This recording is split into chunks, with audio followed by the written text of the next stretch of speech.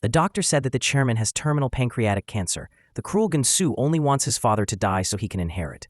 Zhenwan, after being released from prison, visited his father. 4 years of practice helped him become calm. Zhensu bluntly told his father before he died to choose an heir, because he knew he had an advantage over his older brother. But Zhenwan did not give up. He said that in the past 4 years, he had memorized all of his father's ideals, and said that Zhonghe must be given to him. Over here, Seiroy was meeting Soa for dinner. But Ho Jin called urgently, so he had to rush to leave. When he got there, he scolded Seiroy for being so stupid. He is the president of IC, but is dating the director of a rival company. Have you forgotten about your father's feud? It turns out Ho Jin is worried because Zhenwan has been released from prison. Moreover, President Zhenwan only lived for a few more months. Hearing this sentence, Seiroy couldn't believe his ears. He immediately picked up the phone and called President John. He said, "I really didn't want you to die. You had to live to compete with me." It's interesting that the only person who wants the president to continue to live is Seiroy. The words made Chairman Zhang laugh happily.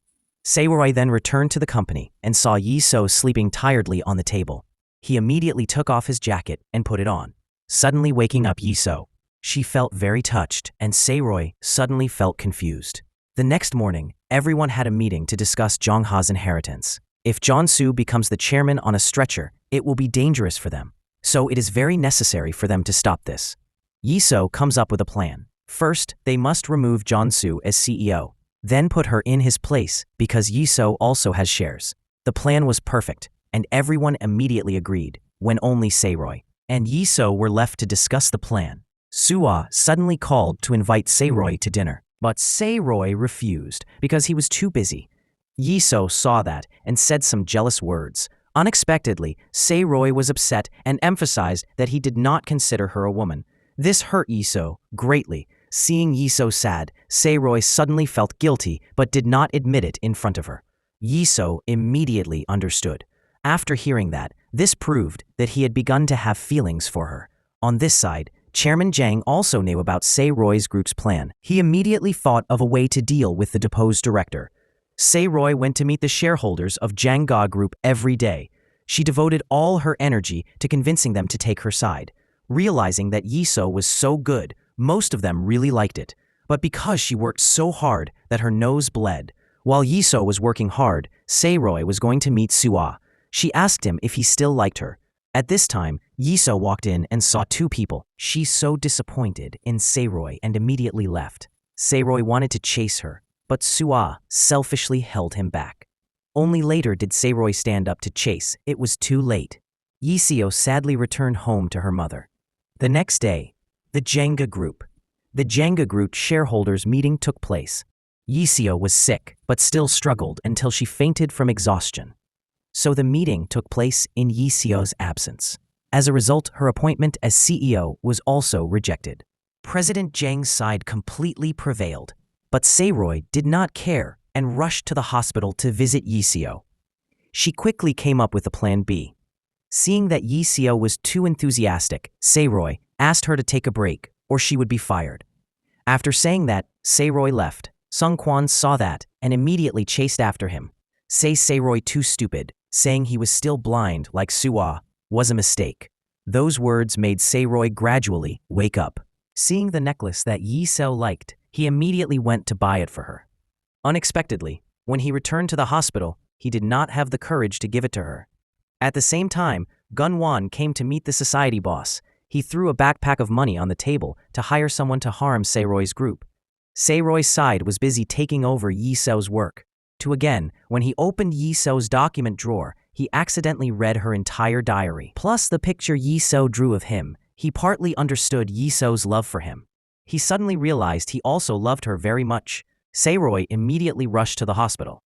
He drove quickly to confess his love to Yi So. Yi So in the hospital also discovered the necklace that Seiroy gave her. She was happy when know that Seiroy had feelings for her. At this moment, the fake doctor walked in and said it was time for the injection.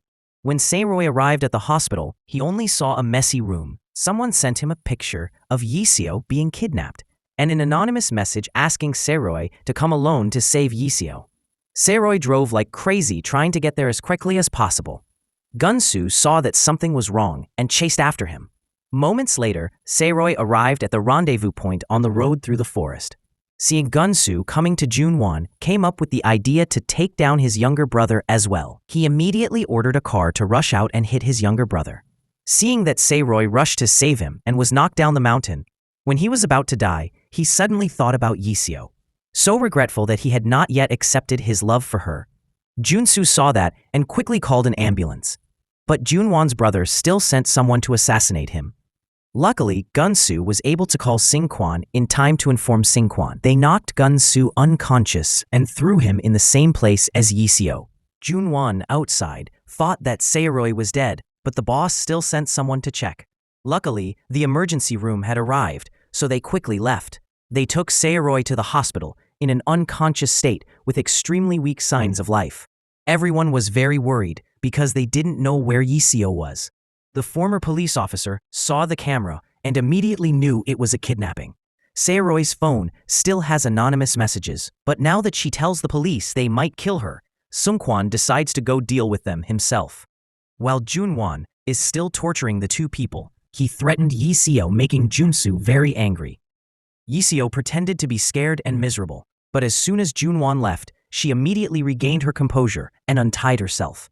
At the same time, Sungkwan went to the boss that Junwon hired. He begged the boss please stop. After all, they were in prison for 10 years with Saeroy, but they didn't cooperate and beat him. So Sungkwan took this opportunity to call the police and successfully brought them all. Yiseo worked hard to cut the rope until morning. She quickly untied Gunsu so that the two of them could join forces to escape. At the same time, Saeroy was still in a coma. In the dream, the father and son were at the bridge leading to the other side of the world. The father said, "If you have a hard time, go with me." Saeroy emotionally hugged his father, but he said he owed Yiseo too much, so couldn't go yet. After said that, Saeroy stepped back from the bridge. Then suddenly, Saeroy woke up. His strong desire to live pulled him out of death, but Saeroy cried for a long time.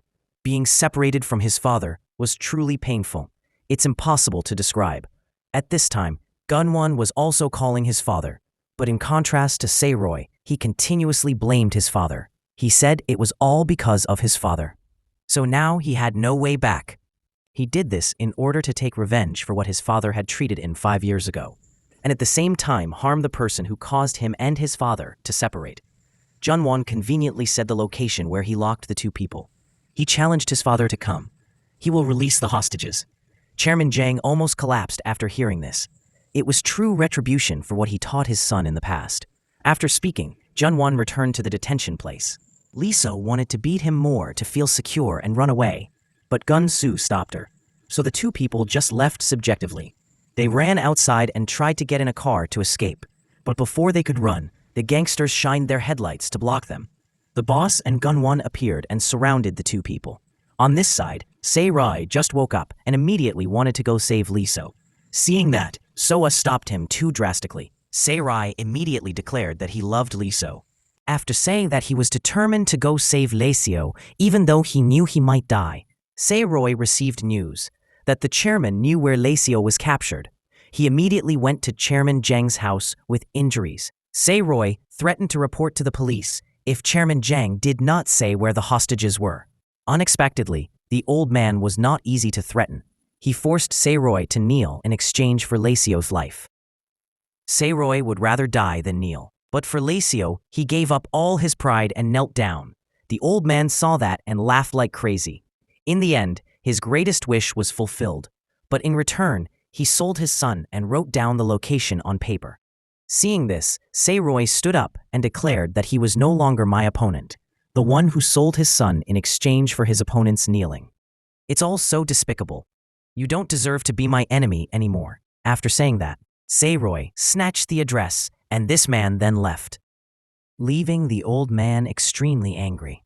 On this side, the gangsters were surrounding and preparing to kill two people. Yiseo stepped back and grabbed the shovel, and Gunsu picked up the iron bar at his feet.